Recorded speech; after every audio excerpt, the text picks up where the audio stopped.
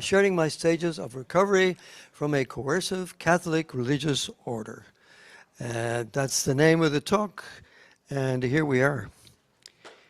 I think I pressed button A here, and who am I? My name is Paul Lennon. My full name is John Paul Lennon. I hate being called John Lennon. Thank you. So now you're kind of, we're on a different level now once you heard that piece of information, because I was in the seminary with the Legionaries of Christ when all that Lennon phenomenon was going on here in the United States. In England, sorry. Liverpool and all that stuff. I was in Salamanca or in Rome, and we had no contact with the outside world, so Catholic religious order, blessed by the popes. You will notice I may be a little bit skeptical here, but please forgive me. And I know you'll forgive and pardon me after listening to the talk here from my learned colleague. You can laugh if you want to. There's no harm in laughing. If you want to, I have a very broad mind after leaving Catholic priesthood. But that's why John Lennon presses these buttons that are just kind of incredible. Who the heck is he?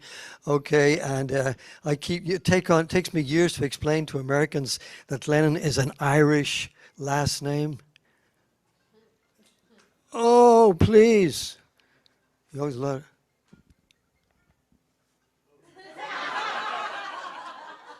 Yeah, I know I'm famous, but I told Mr. What was the president's name? Whatever his name is. Yeah, I told him not to call me today. Yeah, anyway. Okay, why am I here? Because I like I.C.S.A. a lot, and I'm a big mouth, and I like writing in my free time, how I recovered, etc.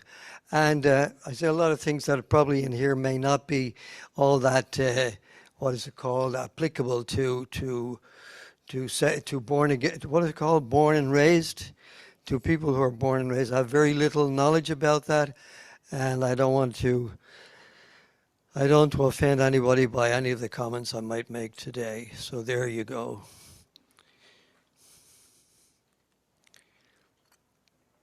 The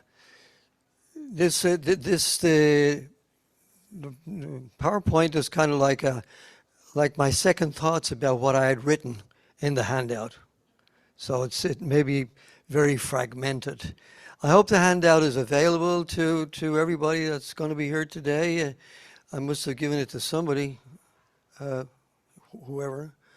So that would probably be neat. Anyway, making a point here, just being very blunt about the whole thing, that if you've left a cult or an oppressive group or whatever we want to call that, give yourself some credit for leaving. That's very important. So we forget about it. This is a big picture kind of a thing. It's not going to be, this is not neurobiology or anything like that, or atomic investigations, So give yourself some credit. Some people are maybe down on themselves. There's some people who can't get over the fact that they stayed so long in a darn cult. I don't know if you have friends like that, or you may have met clients who are like that. And it's because of the way they're built, the way their mind works, that they have a really hard time. Why was I so stupid? And why did I stay in there so long? And then, of course, people who meet, they're not helpful because, well, Paul, what took you so long to leave? It's very encouraging, right, Phil? Yeah. 23 years in the Legionaries of Christ, a bona fide Catholic religious order. So it gets you thinking a little bit that cults, for me, cults can be anywhere. And they are anywhere and everywhere, Was there something in me that was not totally convinced about what was in there? And it's kind of like also asking you, it's kind of like a little bit of a dialogue with you too, if you're an ex-cult member. How did you get out, or what was going on in your mind? Was there something in you that maybe aided that? Because very often we're thinking about, well, I was intervened, or they dragged me out of there, by the hair. But you might also, there might have been stuff in you or something inside of you that helped you leave or that laid the groundwork for you leaving. And this is I think it's a very positive way of looking at it, you know. I had a little, I was a kind of a questioner. So maybe you might have been a bit of a questioner too, and that kind of helped you, you know, to do things. And maybe my sense of humor, which of course your lovely sense of humor gets very warped when you're in an oppressive group and you're becoming very angry without realizing it. So your good humor can turn into sarcasm, you know. I keep telling people, I'm not sarcastic, I'm ironic. Americans find it very difficult to, there's a distinction there between their, you know, the sense of humor, the English sense of humor, the Irish sense of humor. Yeah. And the black humor that we have is, people find it very difficult to understand. I remember doing a presentation once in Mexico. We were presenting a book on, about Father Maciel, who was our founder. And he was what you call a serial pedophile. Abuser of his own seminarians, and it was a panel presentation, Mexico City, for a book that came out about Father Maciel, exposing, you know, the things, and I was on a panel there, and 2 or 3 of the guys that were there, who were my dear friends, had been abused by him as young people in the seminary many, many years ago, and when it was my chance to begin my talk, I said, my name is Paul Lennon, soy irlandés, ¿verdad? Hablo español mejor que usted, and I speak Spanish better than you. And I did not have the privilege of being sexually abused by Father Maciel. It took them a while to kind of get the message. So that was it. There was something in me that was a little bit questioning of things, you know. I never put the leader on a pedestal. There was something in me that didn't like things about him. He portrayed himself as a saint, of course, narcissist, malignant or narcissist, project himself as a saint. And of course, he loved the adulation of the young seminarians, and some of whom had entered the seminary at the age of 11. And he was their father and their everything during many, many years, because he was their provider also. You know, so he took over everything. And we used to, his name was Nuestro Padre, of course, which was very strong, our Father, you know. Anyway. I did have I was able to get a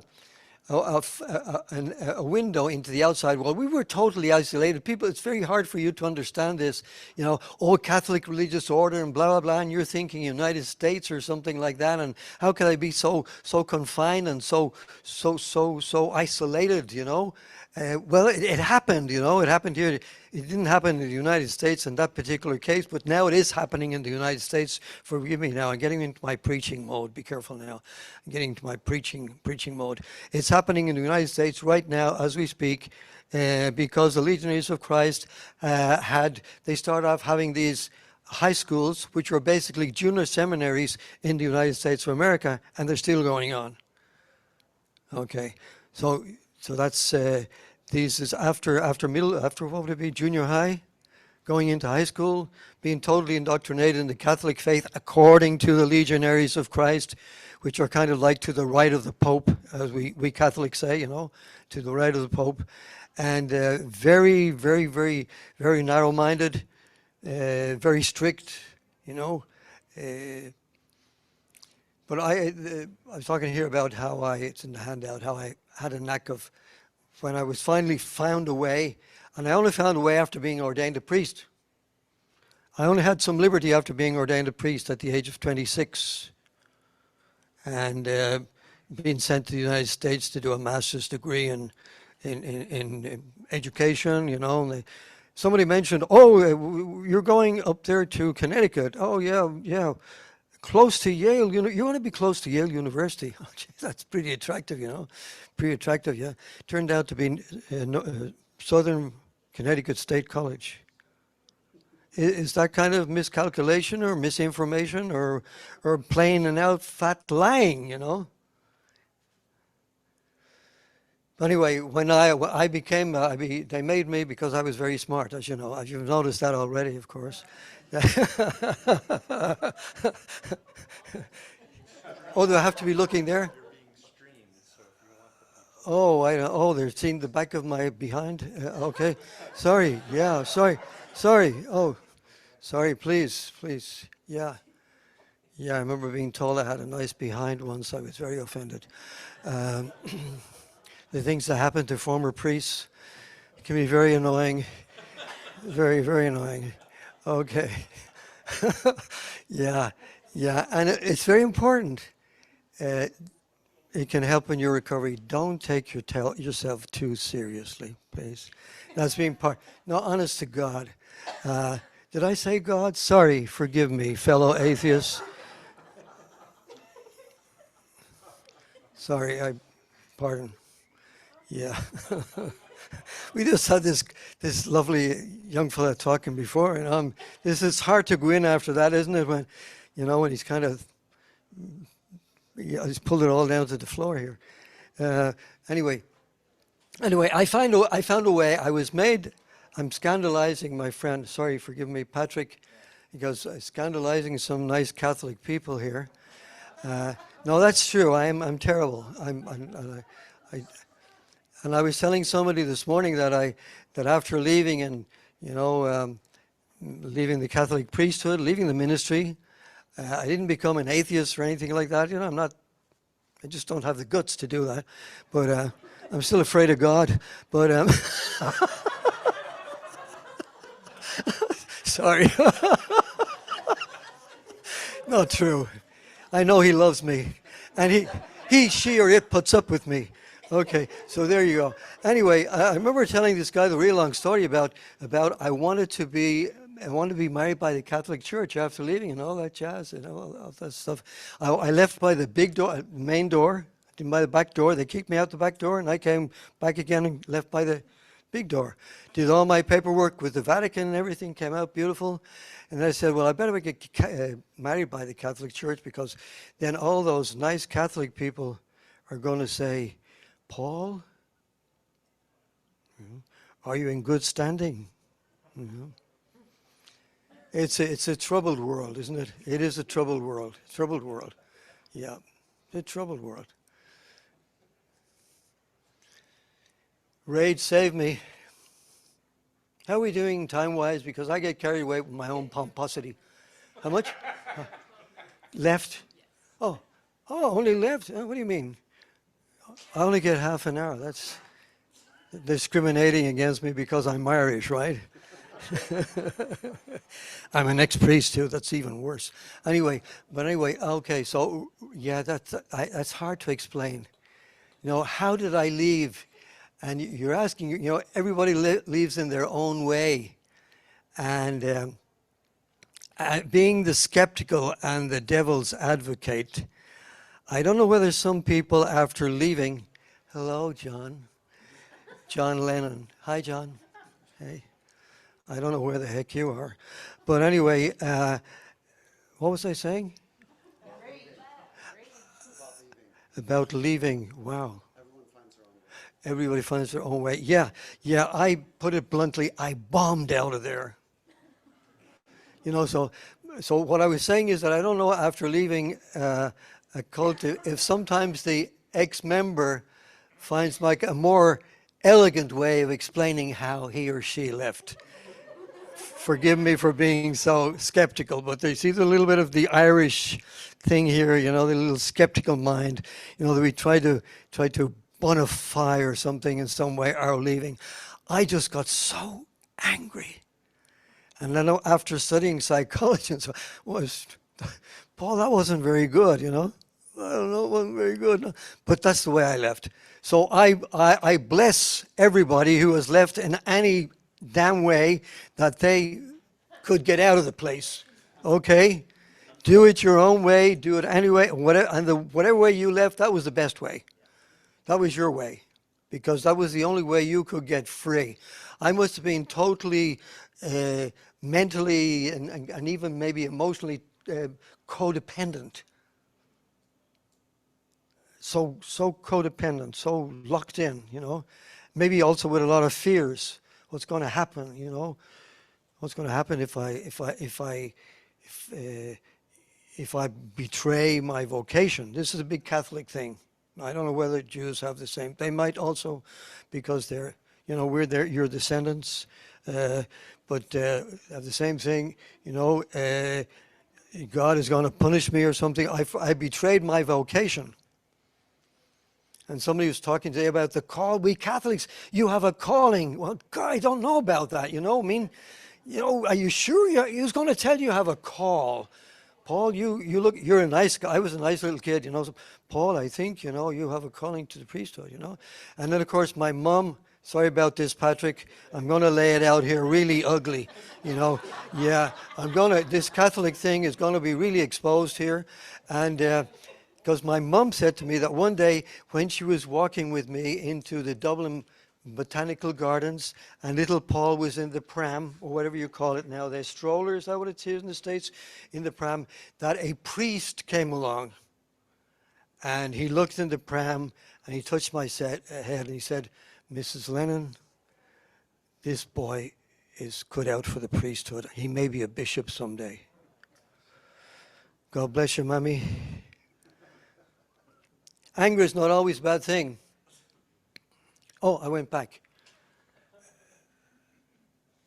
Total shipwreck. I was in a total shambles when I left, okay? No, just total rock bottom. And I love that phrase by some psychologist said, by all means have a nervous breakdown. You're afraid of going there, aren't you? But it might be good for you. It might be good for you. And then what about recovery and all that? Recovery and my crisis and all that stuff and some experience I had really opened me up and totally opened me up to be a different person, and I hope a better person than I was before, than I was when I was that 17-year-old innocent, I used to call it, the naive and sentimental Dubliner who joined the Legionaries of Christ. So since then, because I forgave them and everything, I've been writing books against them since then. Okay. Hey, it's the way it is. How are we doing?